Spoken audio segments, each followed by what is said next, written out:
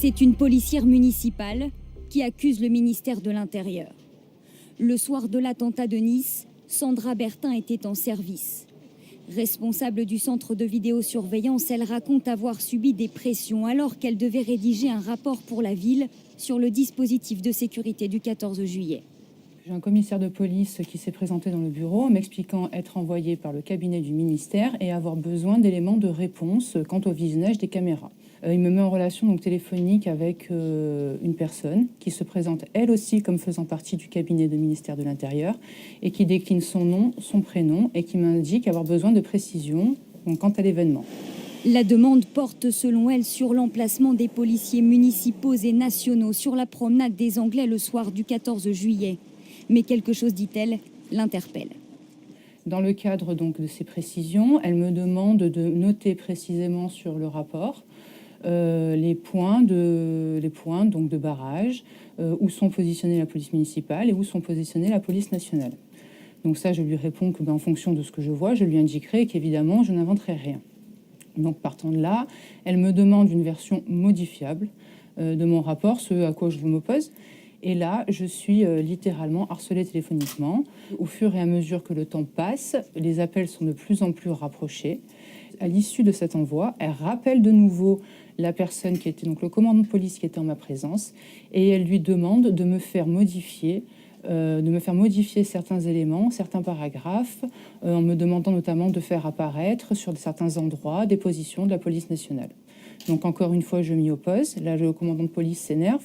Plusieurs personnes ont pris ma défense en disant que, à un moment donné, fallait peut-être arrêter. Et il indique à une des personnes, là pareil, je ne dis pas non, l'enquête le révélera, qu'il la réquisitionne et qu'à sa demande, il faut modifier le rapport. Des accusations que le directeur général de la police nationale réfute formellement.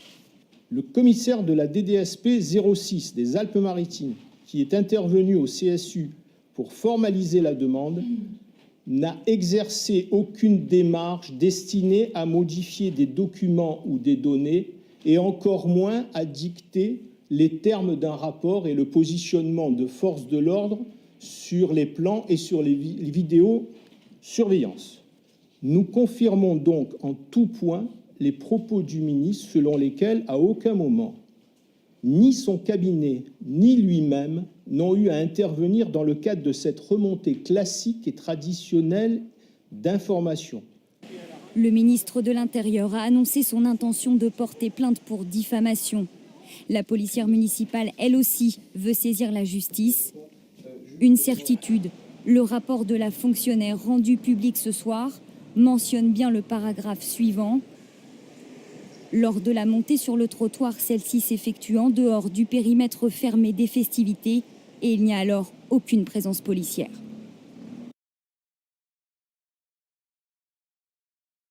Cette personne n'est pas du tout instrumentalisée, elle a une personnalité très forte, d'ailleurs terriblement forte et suffisamment forte pour pouvoir affronter cette tempête judiciaire. Parce que c'est quand même difficile, vous vous rendez compte, d'avoir une personne, policier municipal, certes chef de service, mais qui fait l'objet d'une vindicte pour le moins grave et importante de la part d'autorités judiciaires qui tentent par tout moyen, et à commencer par une plainte en diffamation, d'essayer de faire en sorte qu'elle puisse être réduite au silence. Notre but, c'est d'essayer de faire en sorte que pour une fois, le pot de terre puisse gagner contre le pot de fer.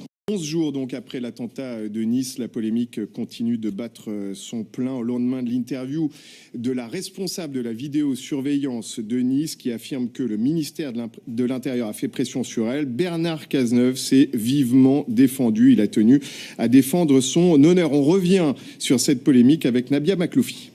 Aux premières heures du matin, Manuel Valls réaffirme sa confiance en son ministre de l'Intérieur. Bernard Cazeneuve est un homme intègre, un homme d'État, un ministre de l'Intérieur formidable. C'est une polémique politique qui vise à déstabiliser le gouvernement. La contre-attaque s'organise. Qu'elle donne le nom du ou de la personne qui a fait pression sur elle, et comme ça on en saura davantage.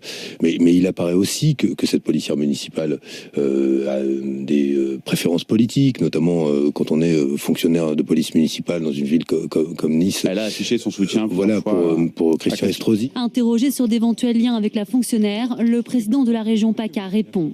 Un mensonge de plus. Hier, Sandra Bertin maintenait ses accusations. Son avocat a confirmé qu'ils iraient jusqu'au bout. On a demandé à un policier de faire un faux. Si effectivement les faits sont avérés, ils reçoivent une qualification pénale et il appartient au procureur d'en tirer toutes les conséquences. Le ministre de l'Intérieur a lui aussi décidé de saisir la justice. Il a porté plainte en diffamation contre la policière municipale. La vérité sont essentielles dans une démocratie. Et c'est la justice qui doit l'établir, et personne d'autre. Le Premier ministre, Manuel Valls, et le ministre de l'Intérieur, Bernard Cazeneuve, ont eu raison d'en appeler à la dignité, à la responsabilité, tout en garantissant la transparence. Priorité au direct, on écoute tout de suite la policière municipale qui accuse les services du ministère de l'Intérieur. Il m'a exposé, donc être envoyé par le cabinet du ministère de l'Intérieur et m'a demandé d'apporter des précisions quant aux images de l'attentat. Donc jusque-là, aucun problème. Bien évidemment, c'est une réponse à laquelle nous pouvions tout à fait répondre. Toutefois, je me suis assurée de l'identité de la personne à laquelle je devais rendre des comptes. Donc, le commissaire qui est arrivé au CSU était en communication téléphonique avec cette personne, qui s'est présentée, qui a décliné son identité, qui ne sera pas révélée ce soir, mais qui le sera très prochainement, puisque toutes les pièces seront remises à la justice. Donc cette personne m'a bien confirmé être du cabinet du ministère de l'Intérieur et avoir besoin d'un positionnement exact des agents de police municipale, des agents de la police nationale, ainsi que du barriérage qui a été mis en place. Partant de là, donc encore une fois, requête à laquelle je pouvais tout à fait accéder. Là où ça a commencé à devenir problématique, c'est que quand j'ai eu cette personne au téléphone, elle m'a demandé d'effectuer une version modifiable.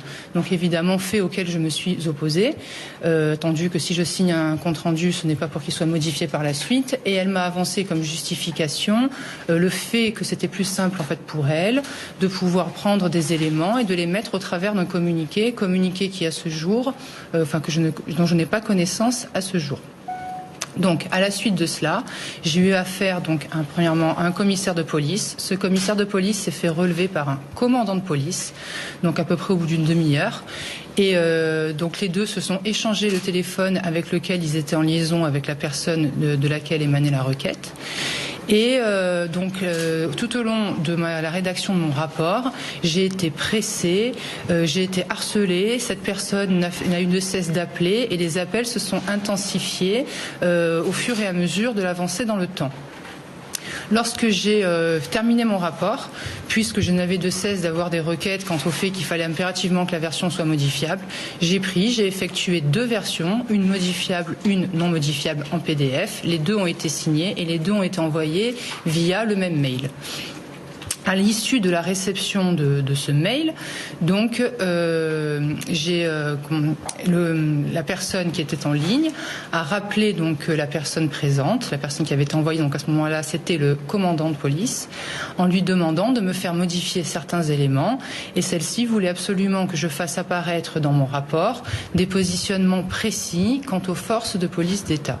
Alors comme je l'ai dit dans la première interview, ce n'est pas que les policiers n'y étaient pas, c'est le fait que je ne les voyais pas. Et je ne peux pas faire un rapport de vidéo en mentionnant des faits que je ne vois pas. Enfin, cela me semble être le b.a.-ba. On a des caméras, on relate ce qu'on y voit, tout simplement. On ne peut pas inventer. Cette personne voulait vous faire dire que les policiers municipaux étaient positionnés à tel endroit? Non, elle voulait me faire dire que les policiers nationaux étaient positionnés à certains endroits. Quel endroit? Gambetta? Voilà, les éléments exacts seront communiqués à la justice, vous les aurez très bientôt. Vous l'avez renvoyé, le commandant? Oui, tout à fait. Alors, à la fin, la pression était tellement énorme, puisqu'elle n'avait de cesse d'appeler. Ce commandant-là ne cessait de me dire qu'il fallait modifier, à tel point qu'au bout d'un moment, il s'est énervé en disant qu'il réquisitionnait et que nous devions faire selon ses attentes. Donc, modifier la procédure. Et à ce moment-là, ce n'est pas moi qui ai répondu, mais ça aussi, la personne qui a répondu se sera communiquée très prochainement. Donc, lui a dit que s'il voulait un rapport rapport avec des éléments qui lui conviennent, il fallait qu'il prenne et qu'il le fasse lui. Qu'en aucun cas, moi, je ne signalerai ce que je n'ai pas vu. Donc, à la suite de cela, les coups de fil étant incessants, j'ai éteint mon ordinateur, j'ai demandé à la personne de bien vouloir sortir du bureau que j'ai fermé, et j'ai été jusqu'à l'ascenseur, j'ai appuyé et j'ai fermé la porte, et la personne, donc effectivement, elle a été renvoyée du CSU. Est-ce qu'il y a des témoins de cette scène, des gens qui vous ont soutenu? Oui, bien sûr. Quelle personne? Alors, ces entités-là vont être communiquées demain à la justice. Plusieurs personnes? Plusieurs personnes, tout à fait. Qui ont assisté à la scène, qui ont écouté, qui ont vu et qui ont pris ma défense. Bernard Cazeneuve, face à ces polémiques, parle de nausée. Est-ce que ça vous donne aussi la nausée, monsieur?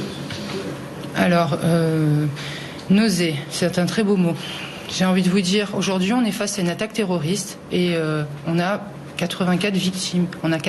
Victimes, c'est même pas le mot. On a 84 personnes décédées et des centaines de victimes.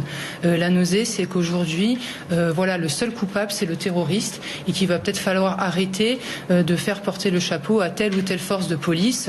La police est constituée d'agents professionnels. Je veux dire, ce soir-là, la police municipale a alerté, la police nationale a abattu le terroriste, la police municipale a travaillé en totale collaboration, a sécurisé l'arrière du camion, a fait tout ce qui était en leur pouvoir. Ils ont sauvé des centaines de vies et je ne laisserai jamais dire que ce sont à cause de mes agents que ceci est arrivé, parce que ceci est arrivé à cause du seul terroriste. Alors, Bernard Cazeneuve réfute ce que vous déclarez, porte plainte contre vous et demande que vous lui donniez le nom de la personne de son cabinet. Oui. Qu'est-ce que vous répondez à ça? Je réponds que c'est son... Vous voulez répondre? Ouais, vous voulez que je réponde sur ce point? Sur cette question-là, effectivement, nous avons pris note des propos tenus par Monsieur le ministre de l'Intérieur, qu'il soit rassuré. Dès lundi, nous allons présenter ce que l'on appelle un signalement au procureur de la République de Nice, un signalement sur le fondement de l'article 40 du Code de procédure pénale, parce que les faits dont aujourd'hui Sandra Bertin relate la réalité, semble revêtir une connotation pénale si ceux-ci, évidemment, sont caractérisés. Dès lors, il est dans l'obligation d'une collectivité, mais également d'un agent, en l'espèce le chef du CSU, de devoir relater au procureur des faits qui peuvent revêtir une qualification pénale. Donc tous ces éléments-là seront communiqués au procureur de la République, indépendamment de la question relative à une éventuelle enquête de l'inspection générale de la police nationale, au profit de laquelle nous communiquerons tous les éléments également, et indépendamment de cette plainte vraisemblablement déposée aujourd'hui en diffamation, sur laquelle nous sommes particulièrement sereins et pour laquelle nous sommes assez attentifs à l'articulation qui sera développée quant à savoir sur quel fondement on pourra accuser Madame Sandra Bertin d'avoir porté atteinte à l'honneur et à la considération du ministre de l'Intérieur, alors que celle-ci ne s'est bornée qu'à relater ce qu'elle a vécu. Et nous disposons de l'ensemble des preuves, de témoignages précis, de mails permettant d'asseoir ces déclarations. Donc nous sommes très sereins sur la suite procédurale qui est envisagée.